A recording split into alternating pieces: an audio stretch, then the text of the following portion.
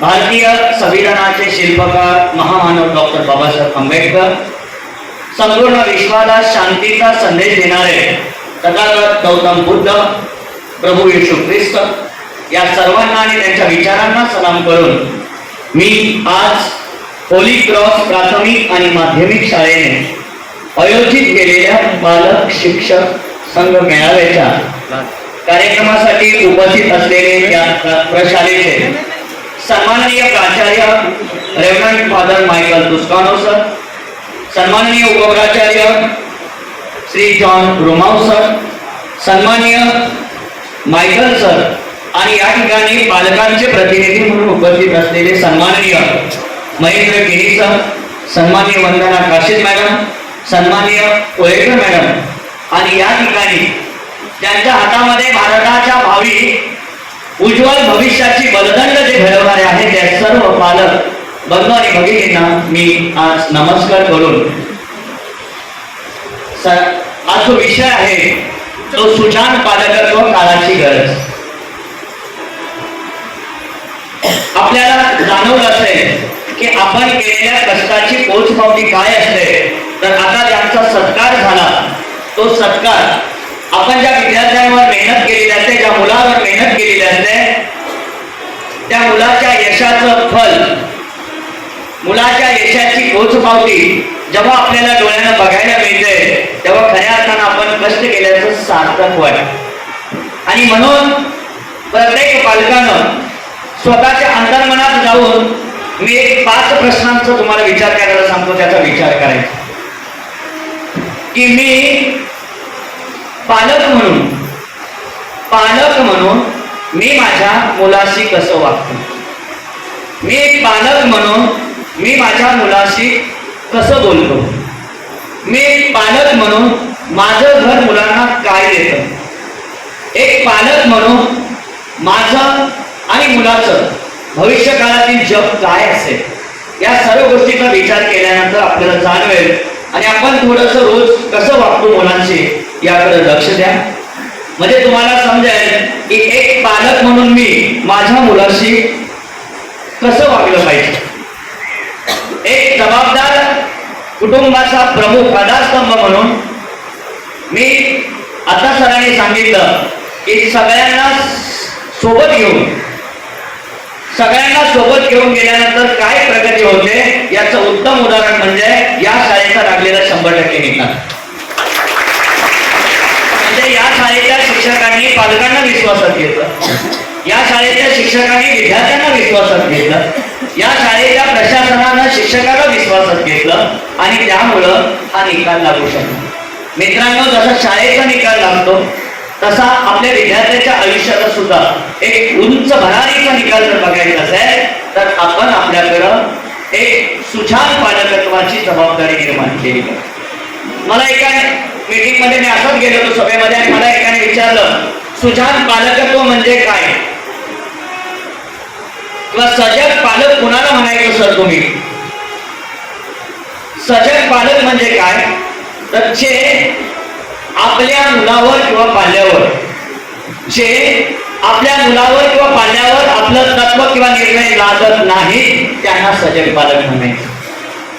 माझ्यासारखं माझ्या मुलानं वागलं पाहिजे, मी जसा वागतो तसं मुलानं वागलं पाहिजे, असं कुठल्याही प्रकारचं बंधन त्या मुलावर न घालता. बघा, कुठल्याही एखाद्या ठिकाणी एखाद्या पक्ष्यानं किंवा एखाद्या फुलपाखरानं किंवा एखाद्या जनावरानं कधी बघितलंय का किंवा एखाद्या गाईनं तिच्या पिलाला सांगितलंय का मी सांगेल तसेच चाल. निसर्गाकडे काय बघायला शिकायचं, निसर्ग बरंच माणसाला शिकवतो. एका ठिकाणी एका मालकाकडे 3 घोडे होते. 3 घोडे. किती घोडे होते? 3 घोडे होते. त्या मालकानं काय केलं, 3 घोड्यावर सारखं सामान लादलं. 3 घोड्यावर सारखं सामान लादलं, सारखं ओझं लादलं आणि सगळ्यांना सांगितलं आता चाला. नाही चालला तर मागून फटकावायला सुरुवात केली. पहिलं घोडं काही अंतरावर चालल्यावर ओझ्याच्या दबावाने मोडून खाली पडलं. दुसरं घोडं अर्ध्या रस्त्यापर्यंत चाललं, त्याची हाडं निघून पडली. तिसरं घोडं मात्र हळूहळू का होईना ते ओझं रेटत पुढं गेलं. हे काय सांगते गोष्ट की आपण आपली मुलं, आपल्या आपल्या शेजापाजारची मुलं, याच्या सगळ्याकडे बघितलं ना तर आपल्या सगळ्या पालकांची एकच अपेक्षा असते की माझा मुलगा त्यांच्या मुलासारखा झाला पाहिजे, माझ्या मुलाला त्याच्या एवढे मार्क पडले पाहिजे. परवा तर एक कहर झालं असं दहावीच्या निकालाच्यावर. कहर म्हणजे यासाठी म्हणतोय की एका दोन शेजारी मैत्रिणी होत्या, शेजारी सख्या शेजारी म्हणतोय यासाठी की मार्केटला चालले दोघी संघे, कुठं फिरायला निघाल्या दोघी संघे, पण दोघींच्या मुलांना सांगितलं होतं जर दहावीला तिच्या मुलापेक्षा तुला एक जर मार्क कमी पडला तर तुझं तोंड काळं कर मला दाखवू नको.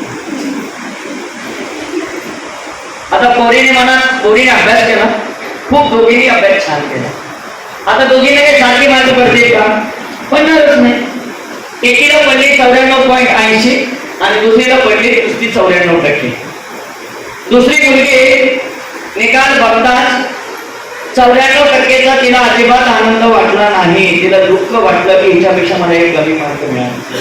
आणि म्हणून ती घरी येताना इतकी घाबरली, इतकी तणावाखाली आली की तिने घरामध्ये 5व्या मजल्यावर राहत होते ते आणि खालची मैत्रीण 3ऱ्या मजल्यावर राहत होती.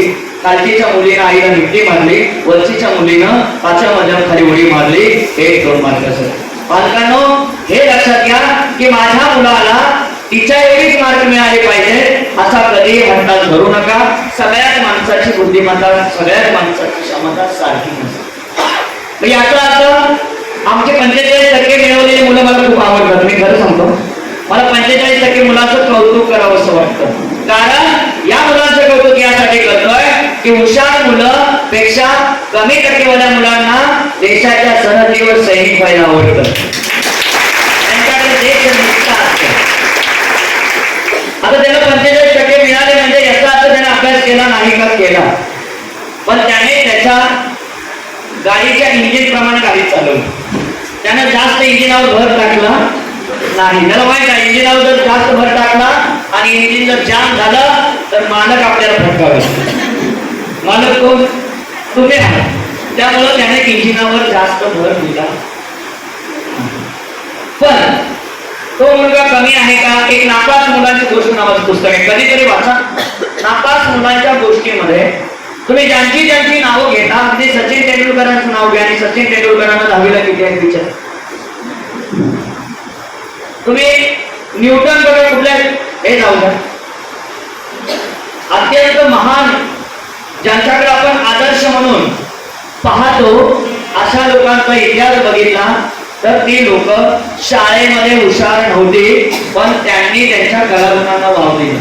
लता मंगेशकरांना किती टक्के बघा, कधी वाचा लता मंगेशकरांचा निकाल बघा. पण लता मंगेशकरांनी संपूर्ण जगावरती सप्तसुरांच्या संगीताच्या स्वरामधून संपूर्ण जगावरती अधिराज्य गाजवलं. सचिन तेंडुलकर 10वी पास आहे की नापास आहे तुम्हाला माहिती असावं. 10वी नापास असणाऱ्या माणसाने क्रिकेटच्या पंढरीचा देव, भारतरत्न म्हणून देशासाठी देशाचा पताका, देशाचा ध्वज जगाच्या कानाकोपऱ्यात फडकवण्याचं काम त्या सचिन तेंडुलकर. आमच्या शाळेत एक मुलगा असाच होता, काहीच येत नव्हतं. असं नसतं बघा. पालकांना एक लक्षात ठेवा, तुम्ही जसं बोलाल तसा परिणाम तुमच्या मुलांच्या नाजूक संवेदनशील मनावर होतो. परवाची गोष्ट सांगतो, परवाची आणि जिवंत उदाहरण देतो. महाराष्ट्र टाइम्सच्या पेपरला एक बातमी आली होती परवा की दुसरीला 9 वर्षाची मुलगी अंतुळा शूट केली म्हणून, लघवी केली म्हणून आईने तिला बेदम मारला आणि चटके दिले. कितवीची मुलगी? दुसरी. आता एक मी पण वेरपटपणा काय केला, जोरानं बातमी वाचली मी प्रॅक्टिकल. माझी बायको किचन मध्ये इतकं वेगाने आली ना आणि माझ्या तुला सांगते बघ आता तू जर चूक केली होत्या तर तुला पण असंच करेल. बघा संध्याकाळचं 9 वाजता पेपर वाचताना मी वाचलं. सकाळी पोरगी उठल्याबरोबर पोरीनं बिचारीने भीतीपोटी चूक केली 100% आणि सकाळी उठल्याबरोबर पोरगी म्हणजे माझ्या पोटात जास्त दुखतं, मी काय शाळेत जात नाही. माझ्या लक्षात येत नाही कधीच पोटात दुखत, आजच कसं काय दुखायला लागलं. तेव्हा मला कळलं की रात्रीच्या पेपर वाचण्याचा परिणाम आणि बायकोनं केलेल्या बॉम्बचा वर्षाव. पोरीनं सरळ सांगितलं मला आता शाळेत जायचं नाही. मी म्हटलं बाहेर गेला म्हणजे का ग बाबा का बोलली तू? आज तुम्ही सांगितलं ना सू गेल्यावर चटके देणार माझा आज, मग मी मला चटके तो सू दे. म्हणजे बालमनावर किती परिणाम होऊ शकतो, त्या बालकावरती किती परिणाम होऊ शकतो याचं उदाहरण मी परवाच माझ्या घरामध्ये बघितलं. म्हणून शिक्षक पालक मित्रांनो, तुम्ही आता सजग. एखाद्या आईनं सकारात्मक बोलल्यावर आणि नकारात्मक बोलल्यावर काय परिणाम होतो याचं उदाहरण बघा. पुन्हा दोन सख्या मैत्रिणी येतो मी. सख्या मैत्रिणी पुन्हा येतो यासाठी की त्या दोघी पण मुलांना शाळेत पाठवल्यानंतर शाळा एका डोंगरामध्ये दुर्गम ठिकाणी होती आणि तिथं अचानक वादळ सुटलं. वाऱ्याचा वेग 100 ताशीपेक्षा जास्त होता. आता प्रत्येक मुलानं आपला जीव वाचवण्यासाठी आश्रय घेतल्यानंतर त्या दोघीच्या मुलांनी काय केली, झाडावर चढली. आता वारा सुटलाय, झाडावर चढले बरोबर. दोघी गेल्या मुलांना आणायला. एक सांगते, अगर रेशमा झाडाची फांदी नीट पकड, नाहीतर फांदी मोडेल आणि तो खाली पडशील. दुसरे सांगते मुलांना, अरे संजू, झाडाची फांदी आता फक्त नीट पकडून ठेव, बाकी काही नाही. फरक काय झाला, रेशमाच्या डोक्यात आलं, आईनं सांगितलं की झाडाची फांदी नीट पकड, नाहीतर फांदी मोडेल आणि खाली पडेल. म्हणून रेशमाचं सारखं मनात येतं, नीट पकडली की नाही, नीट पकडली की नाही. असं बघता बघता रेशमा ते झाडाच्या वरनं खाली कोसळून पडली. संजूला मात्र सांगितलं काय, संजू फांदी घट्ट पकड. बघा दोन्ही वाक्यात किती फरक आहे. ज्यानं घट्ट पकड म्हणलं त्याने काय केलं, घट्ट पकडून टाकले, तो पडला नाही. पण ज्याने सांगितलं की फांदी मोडेल, खाली पडशील, ती पोरगी खाली पडली. आपण घरात अशीच वाक्य वापरायचं आहे, तू 10वीला गेलाय, अभ्यास नाही केला तर नापास होशील. तुम्ही किती पास झाला, आपल्याला बघा, मी पालक म्हणून आपला मागचा भूतकाळ आठवा. आपल्याला काय येत होतं सांगा, येत होतं का इंग्रजी बोलायला, आपण होतो का सैनिक शाळेत, आपल्याला येत होतं का मोबाईल वापरायला. आपली पोरं जगाच्या, बघा तुम्ही आणि मी बदलायला तयार पाहिजे, बदल हवा.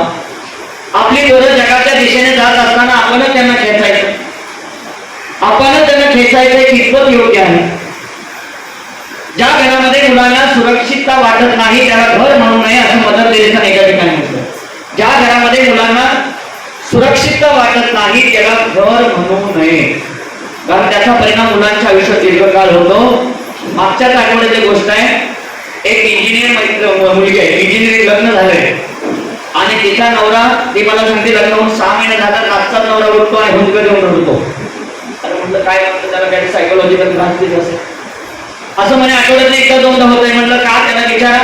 तेव्हा तो सांगतो शाळेत असताना तो तर माणूस एक्झिक्युटिव्ह इंजिनियर आहे आणि तो रातचा हुंदका देऊन रडतो, रातचा हुंदका देऊन. त्याचा परिणाम कुठेपर्यंत झाला बघा, कारण तो शाळेत असताना त्याचे वडील त्याला अभ्यास नाही केला तर असे मारायचे आणि अभ्यास नाही केला म्हणून इतके मारायचे की त्याचा परिणाम त्याच्या आयुष्यावर खूप भयभीत ठरला. आणि त्याचा परिणाम असा झाला की तो आजपर्यंत त्याच वातावरणात जगतो. परिणाम दीर्घकाळ टिकतो. त्यामुळं आपण आपल्या मुलांना एक लक्षात ठेवा, सकारात्मक बोलायला शिकायचं, नकारात्मक अजिबात बोलायचं नाही. जर तुम्ही नकारात्मक बोलला तर काय परिणाम होऊ शकतो, फांदी मोडू शकते. आणि जर सकारात्मक बोलला तर अल्बर्ट आईन्स्टाईन सारखी लोक घडू शकतात. अल्बर्ट आईन्स्टाईनचे तुम्हाला सगळ्यांना उदाहरण माहित आहे. अल्बर्ट आईन्स्टाईनच्या शिक्षकाने अनावधानाने, मी म्हणेन मुद्दाम नसेल, अनावधानाने लिहून दिलं होतं की चिठ्ठीवर तुमचा मुलगा खूप ढ आहे, याला अक्कल नाही, याला काही जमणार नाही, हा वेडपट आहे असं लिहून दिलं. आईनं ती चिठ्ठी वाचल्यावर पोरासमोर वाचलं, आईनं उलट वाचलं. अरे वा, तुझी मॅडम किती छान आहे, किती छान लिहिलंय की तुमचा मुलगा खूप हुशार आहे, हा उद्या जगात काहीतरी नवं घडवू शकतो असं काहीतरी लिहून दिलं आणि एकदम पॉझिटिव्ह वाचलं. नेमकं होका यंत्र त्या आईनं मुलाला खेळायला आणून दिलं. त्याला जाणवलं की या होका यंत्रामध्ये आणि अवकाशाच्या पोकळीत काहीतरी रहस्य आहे आणि ते रहस्य उलगडण्याच्या नादाखाली E बरोबर mc² नावाचा सापेक्षवादाचा सिद्धांत मांडणारा आईन्स्टाईन आपल्याला मिळू शकला. ते केवळ आणि केवळ एका आईच्या आशावादी विचारानं, आईच्या सकारात्मक विचारानं. म्हणून तुम्ही तुमच्या पोरांना पैसे द्यायला लागत नाही का, पोरांना गोड बोललं, पोरांना समजावून गेलं, पोरांचं बालमानसशास्त्र जाणलं तर काय होईल, तर तुम्हाला वाटेल की माझा मुलगाच घडतोय.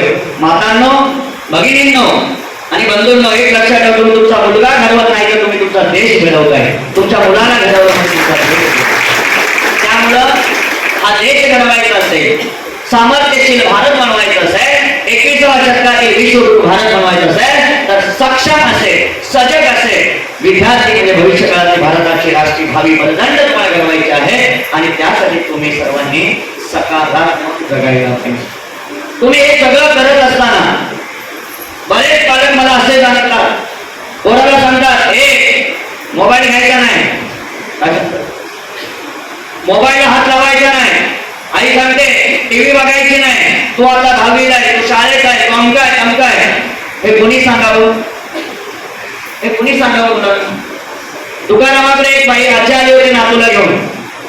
तुकाराम महाराजांकडे, महाराज माझा नातू सारखा सारखा उठल्यापासून झोपेपर्यंत गुलाचे खरेच खरेच खरेच खाते. महाराज म्हणले, आजीबाई 15 दिवसांनी परत या.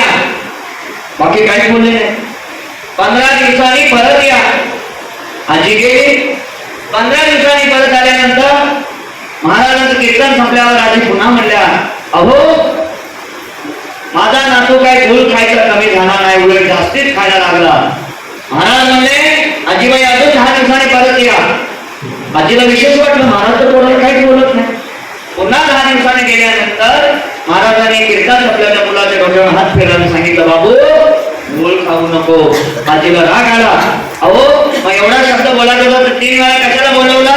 तर महाराज म्हणले, आजीबाई मी गुळ खात होतो, आधी मी गुळ सोडला, आता मुलाला शिकवू शकतो. मोबाईल सोडा कोणी सांगायचं? मोबाईल कोणी सांगायचं सोडायचं? आधी आपण सोडला पाहिजे. एकदा तथागत गौतम बुद्धाला एका माणसाने प्रश्न विचारला, विष म्हणजे काय असतं? विष म्हणजे काय असतं? तथागत गौतम बुद्ध म्हणाले, ज्या गोष्टीचा अतिरेकी वापर व्हायला सुरुवात होते तेव्हा त्याचं रूपांतर विषात होतं आणि मोबाईलचं रूपांतर विषात झालेलं आपल्याला बघायला मिळतंय. म्हणून तरी बातम्या वाचताना अंगावर शहारा येतोय की आईनं मोबाईल हिसकावून घेतला म्हणून पिंपरी चिंचवडला 9वीच्या विद्यार्थ्यांना आत्महत्या केली.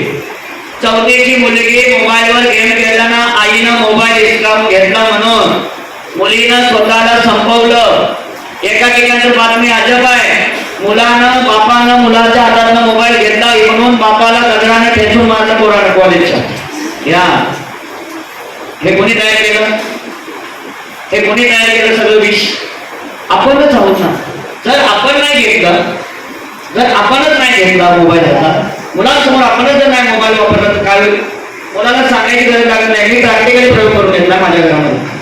मी बायकोला सांगितलं, संध्याकाळी आल्यानंतर आपलं घर वाटलं पाहिजे, हॉल नाही वाटला पाहिजे, मॉल नाही वाटला पाहिजे. आता घराचं रूपांतर मॉलमध्ये झालेलं आहे. माणसाच्या हिशोबाला पैसा देऊ लागलेला आहे. प्रत्येक पालक म्हणतो हे सगळं तुझ्यासाठी करतोय, तुझ्यासाठी एवढा चांगला क्लास लावलाय, तुला ह्या हॉटेलमध्ये घेऊन गेलो, तुला आणखी तमके कपडे घेते. मुलगा म्हणतो, बाबा पैसा नको नको नको बाबा, मला काही पैसा हवा तुमचा, आता माझं भला सवास. पैसा नकोय मुलांना. तुम्ही त्या मुलाची तुलना पैशात करताय. तुम्ही घराचं मॉल करून टाकलंय. आमक्याची साडी आणली एवढं करोड काय हजाराची, आमचं तुला मी एवढ्याचं बूट घेतलं, त्याला बूट नकोय. कुठल्या मुलाला बूट असलं बूट भरेल? मुलं याला प्रेमाची भुकेलेली आहे. त्यांना तुमच्याकडनं प्रेम हवंय आणि जरा त्याला प्रेमच नाही जर मिळालं तर काय होईल? मग काय होईल? जर विद्यार्थ्यांना प्रेम जर मिळालं नाही तर तो प्रेम शोधायच्या मागे जातो आणि आपण म्हणतो पोरगा 10वीला बिघडला. त्याला पण आधार वाटतो ना कोणतरी असावं आपल्याला प्रेम करायला. मग त्या मुलांना प्रेम करू नये असं माझं म्हणणं नाही. पण मुलं शोधतायत मुलं की मला कोणतरी समजावून घेणारं या जगात कोणी आहे का? घरी गेल्यानंतर पप्पा आल्याबरोबर माझं पोरगं म्हणतं, माझ्या पोराने मला सांगितलं. मी म्हटलं बाळा अभ्यास केला का? त्याने एकदा ऐकून घेतलं. दुसऱ्या दिवशी म्हणलं बाळा अभ्यास केला का? तिसऱ्यांदा पोरगं म्हणतो तुम्हाला काही दुसरा धंदा आहे की नाही? आला की अभ्यास केला का? अभ्यास केला का? कधीतरी विचारा तू बरा आहे का? कधीतरी विचारा तू बरा आहे का? तुम्ही कधीच विचारत नाही तू बरा आहे का? आपलं मम्मी काय करते? आला मी शाळेत ना जेवल्याबरोबर लगेच बॅग अडकवते आणि मला क्लासमध्ये पाठवते.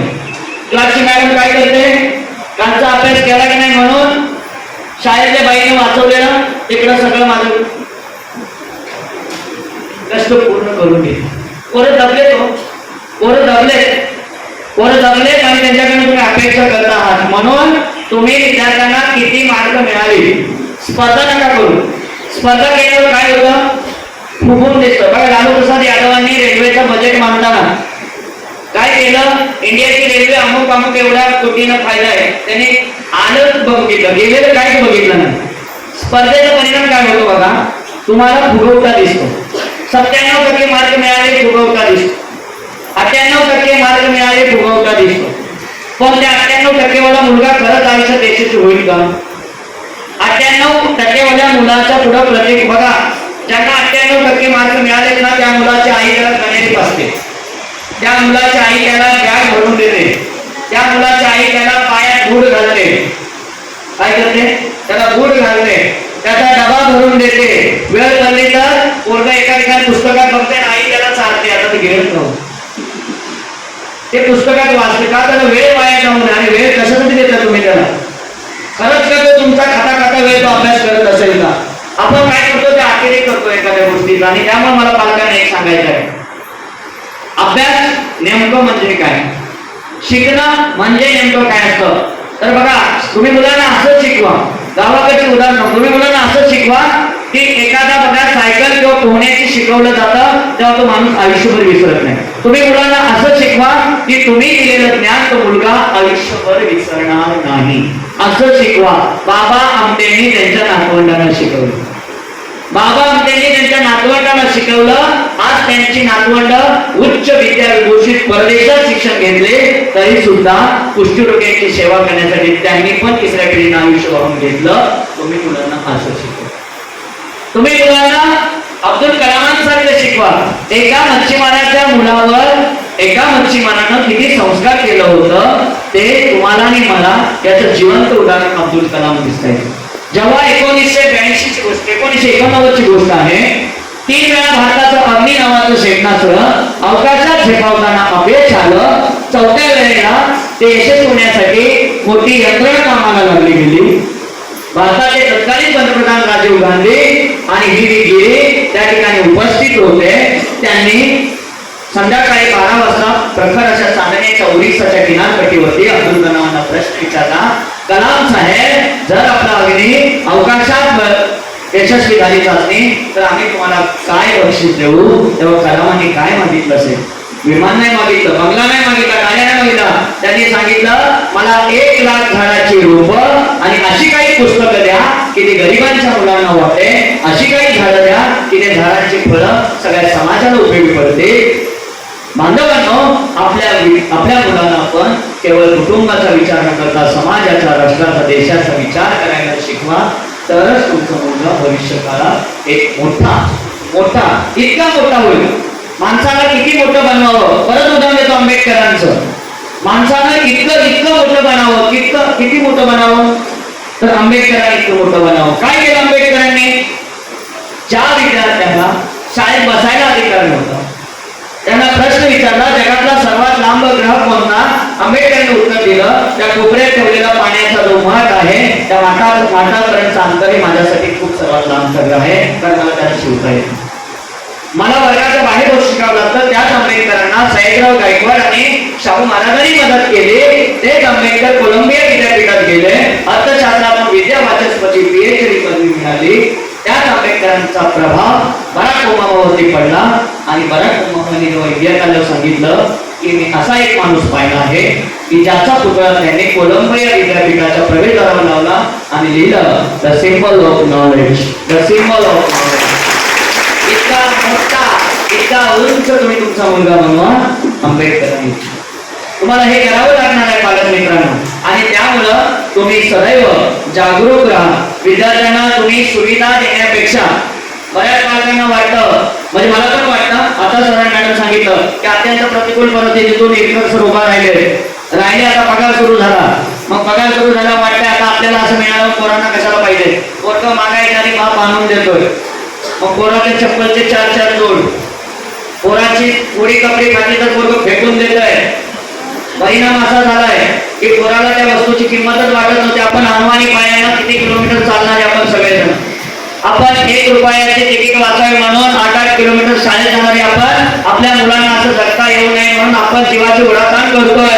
मी आवर्जून सांगेन पालकांना, तुम्ही अजिबात उडाताण करू नका. तुमच्या मुलाला तुमच्या परिस्थितीची जाणीव करून द्या की बाबा मी रिक्षा चालवतोय, तो एक रिक्षावाल्याचा मुलगा आहे. बाबा मी एक माती काम करतोय, मी एका सुरक्षा रक्षकाचा मुलगा आहे. काही पालक लाजतात. बऱ्याच शाळा कॉलेजमध्ये कोरोना केस आले बरोबर तुझे वडील काय करतात. परवाचीच गोष्ट आहे, परवाची. एक भिक्षा मागणारा माणूस रस्ते भिक्षा मागतोय आणि त्याच्या पोराला विचारलं तुझे वडील काय करतात, तर ते म्हणजे माझे वडील पोलीस आहेत. बघा, मला वाटलं खरंच पोलीस असतील म्हणून विरार ईस्टला मी दिवशी गेल्यानंतर तो पोरगा मला भेटल्यावर विचारलं कुठे राहतो रे, तर त्याने चंदन सरच्या तिथे कोपऱ्यावरती मला झोपड्या दाखवल्या. डोंगराच्या कोपऱ्यात झोपड्या आहेत आणि त्या झोपड्यामध्ये मुलगा राहत होता. मी तिथं पोहोचलो त्याच्यापर्यंत, तेव्हा मला कळलं की हा माणसं भिक्षा मागणारी माणसं आहेत, उघड्यावर राहणारी माणसं आहेत. आणि त्या मुलाला समजावून सांगितलं काय होतं बघा, आपणच दाखवतो, आपणच आपली फॅशन मुलांसमोर दाखवतो, आपणच आपली परिस्थिती मुलांना दाखवली पाहिजे. मुलांपुढे परिस्थिती निर्माण केली पाहिजे. जर प्रतिकूल परिस्थिती असेल तर मुलं घडतात. याचं उदाहरण म्हणजे डॉक्टर राजेंद्र भारूड हा एक नंदुरबार जिल्ह्यातला आदिवासी भिल्ल जमातीचा मुलगा. लहानपणी वडील वारल्यानंतर आई बरोबर मोहाची दारू काढून विकणारा मुलगा आई बरोबर काबाड कष्ट करत असताना MBBS झाला आणि लोकसेवा आयोगाच्या परीक्षेतून मोठा अधिकारी झाला. कारण त्याला परिस्थितीची जाणीव झाली. आज जर तुम्ही बघितलं UPSC किंवा MPSCच्या स्पर्धा परीक्षांचा जर निकाल बघितला तर तुम्हाला जाणवेल की ग्रामीण भागातून आलेली मुलं, कष्टातून आलेली मुलं, परिस्थितीची जाणीव असणारी मुलं पुढे जातात. त्यामुळे आपण आपल्या मुलांना असं पण करू नका त्या सरांनी सांगितले परिस्थिती गावामध्ये तो आता एकच चांगली होऊ, असं करू नका. परिस्थितीची जाणीव तयार करा. काय करा, परिस्थितीला स्वतः करू द्या सगळ्या गोष्टी. बघा, मी एक समोर पाहिलं उदाहरण. आमच्या आईनं गावाकडे पिल्लं काढण्यासाठी कोंबडी बसवली. त्याने जी पिल्लं अंड्याचे कवच फोडून बाहेर आली ती पिल्लं मस्तपैकी वावरू लागली. आणि जे पिल्लं बाहेर आले म्हणून आईने आमच्या गडबड केली किंवा त्या पिल्लाच्या आईच्या कोंबडीने गडबड करून ते अंड्याचे कवच काढून दिले. ती सगळी पिल्लं आपण बनली. फुलबागराकडे बघा, फुलबागराकडे बघा. फुलबागर जेव्हा घोषातून बाहेर पडतं त्याचं पिल्लू, तेव्हा कुठल्या फुलबागेच्या आईने ते पाकळ्यावर केले का तू उडाता का, मग आपणच कशाला त्याला बॅग टोचल पुढे मी हातात काय घेते. साधी गोष्ट, शिल्लक सगळ्या गोष्टी करा. तुझं बूट तू घाल, नाहीतर राहू दे शाळेत जायचं. तुझा डबा तू मान. मी बघा लोकांना सांगे तत्वज्ञान, आपण मात्र कोरडं पाषाण असं नसावं. मी स्वतःच्या घरात प्रयोग करावं.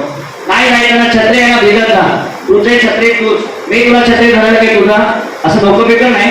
पण माझी जबाबदारी तू पावसात मिळत. प्रत्येक पोरांना बघा, तुम्ही जर अशी सवय लावली तर आपला मुलगा ट्रेन मधून सेफ्टी जाईल, नाहीतर ट्रेन मधून जाणारच नाही. आता त्याला जर तुम्ही बसमध्ये चढवत बसला तर ट्रेन मध्ये पाठवा, काय होईल बघा. 10वी नंतर पोरग म्हणतं कॉलेज सोडून देतो, आता काय माझ्याकडे शक्य होणार नाही का. त्या पोराला बसच्या दरवाजापर्यंत चढवणारे आपण होतो. पांघर कोणी बनवलं, आपण. अपेक्षा कोण करतोय, आपण आपल्या मुलाला अत्यंत, बघा गावाकडची मुलं मी परत सांगतो, अगदी 12-12 किलोमीटरवर सायकलवर जातात 4वी-5वीची मुलं. आणि पायात चप्पल काय नसते, त्याला सांगा डोंगर चढायला, नंदानी चढतो डोंगर.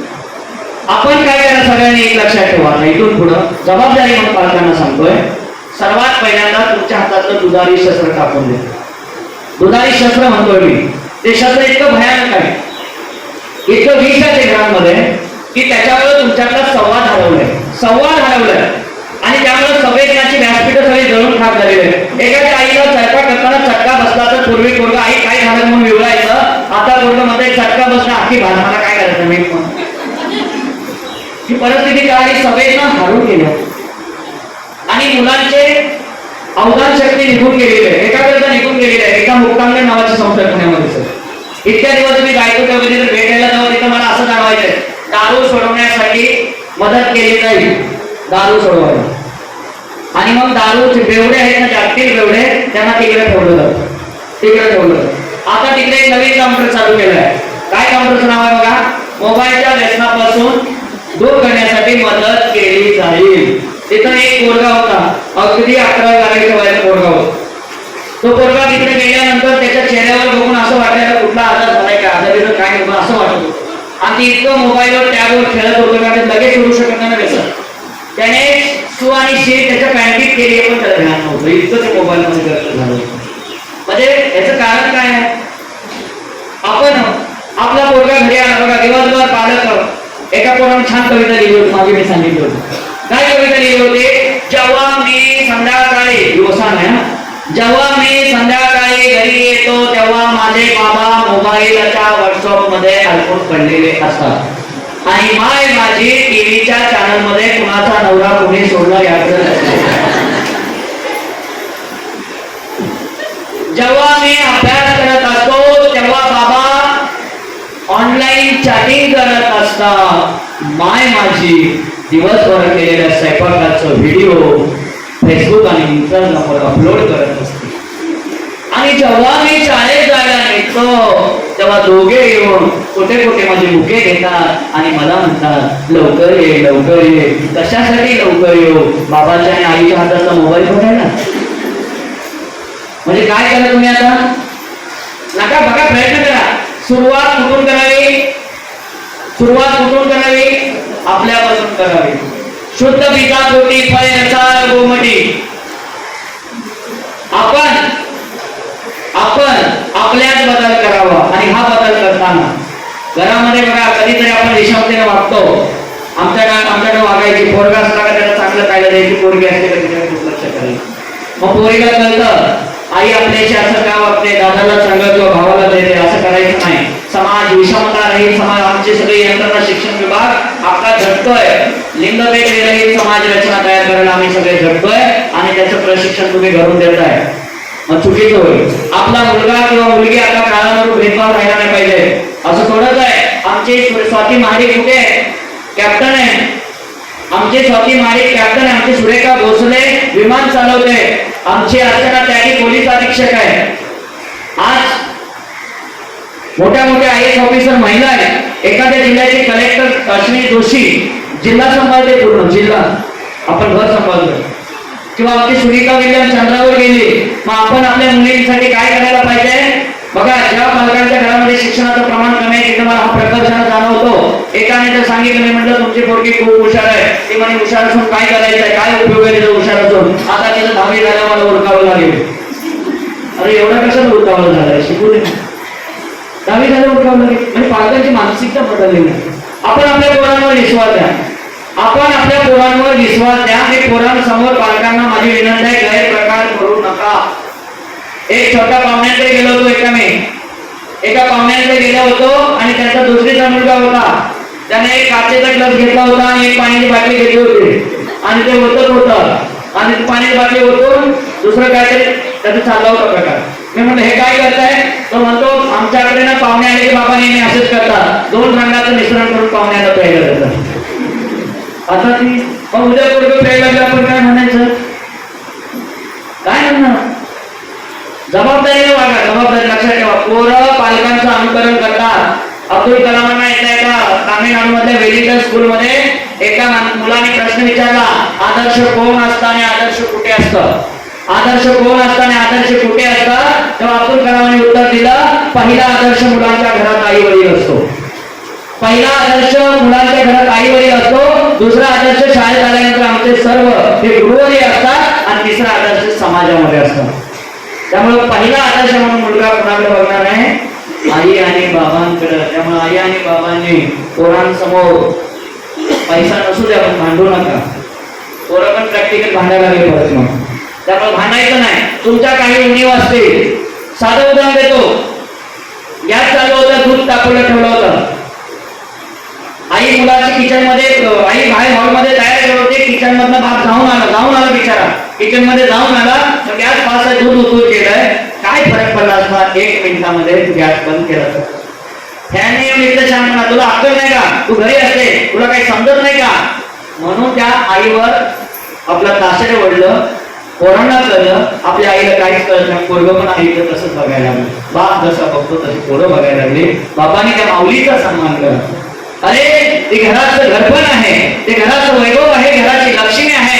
त्या लक्ष्मीचा सन्मान करा. जर लक्ष्मीचा सन्मान केला तर पोरं तुमची करते, नाही तर पोरं समजतील आपले पप्पा काय पण बोलतात, मग असं होऊ शकतं. त्यामुळे पालकांनी आपली जबाबदारी शब्द आपल्या मुलांसमोर वापरण्यासाठी अत्यंत काळजीपूर्वक विचार करा.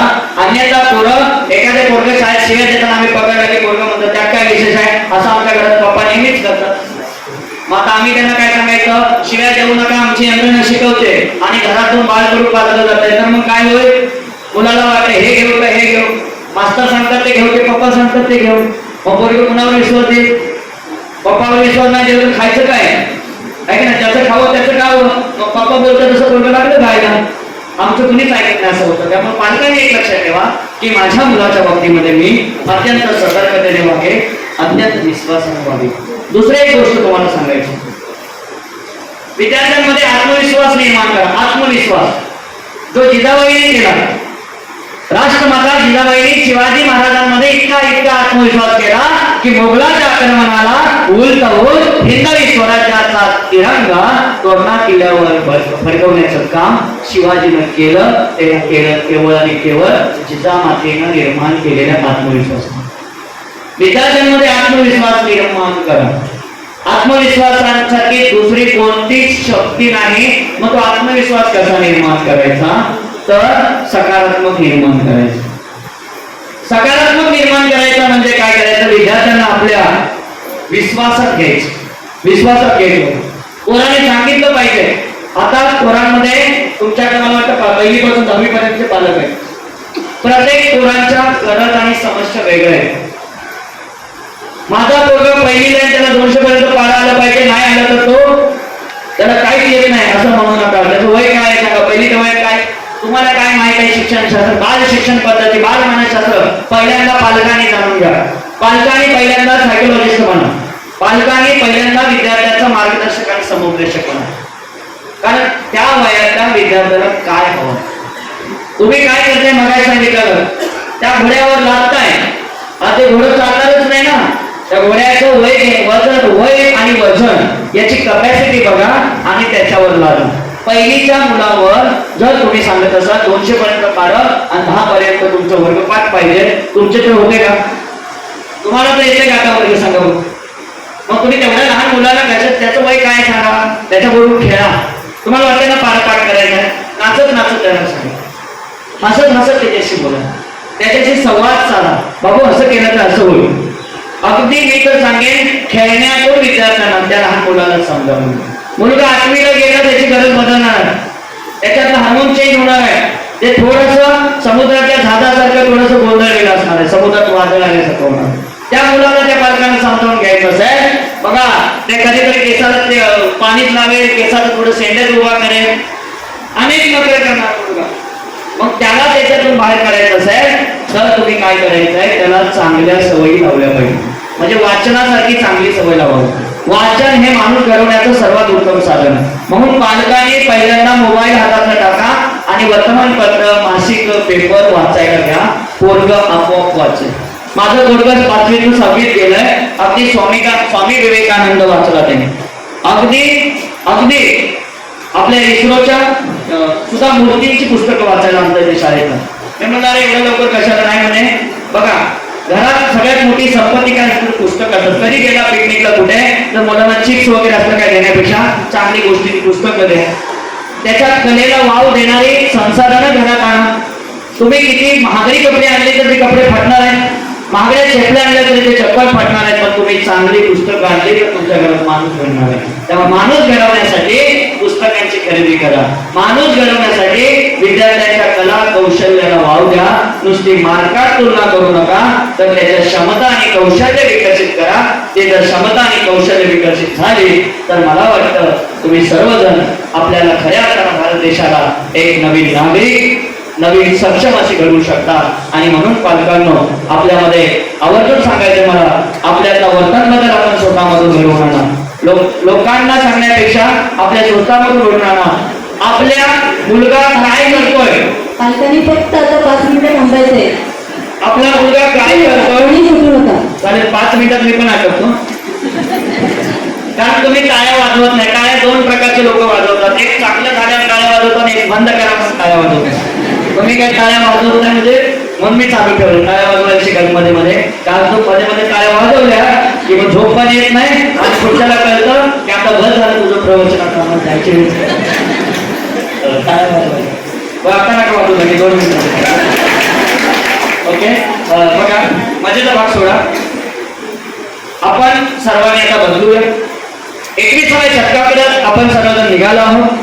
आपला मुलगा आता आपल्याला 21व्या शतकाकडे घेऊन जायचं आहे आणि त्यामुळे 21व्या शतकाचे आवश्यक कौशल्य आपल्या बालकामध्ये निर्माण करण्यासाठी पालकांनी आता जुन्या परंपराचा विचारांना जुने चालू द्या मला लागून चालू किंवा पूर्ण टाका, पण सुनं ते सोनं असतं असं म्हणत बसू नका.